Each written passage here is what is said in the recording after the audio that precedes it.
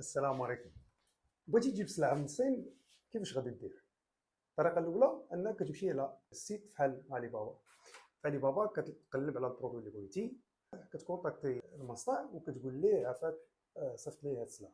ولكن في هذه الحاله ضروري خصك شركه باش كتخرج سلعتك من ديوان. الحاله الثانيه هي فين كتصل بشي مكتب اللي هو كاين في الصين، وهذا المكتب من الافضل انهم يكونوا يعني مغاربه كيتكلموا اللغه ديالك، باش كتجي الكومونيكاسيون معاهم سهله. كيتكلفوا لك هما بايجاد السلعه وبشحنها في غالب الاحيان وكيوصلوها لك المغرب. ولكن عاوتاني فاش كتوصل السلعه للميناء خصك شركه باش تخرجها. الحاله الثالثه هو انك انت عندك واحد البرودوي اللي ديجا عارفو، وكتجي للصين وكتمشي للسوق اللي فيه هذاك البرودوي وكتشوف بعينيك، كتاوى، كتهز سلعتك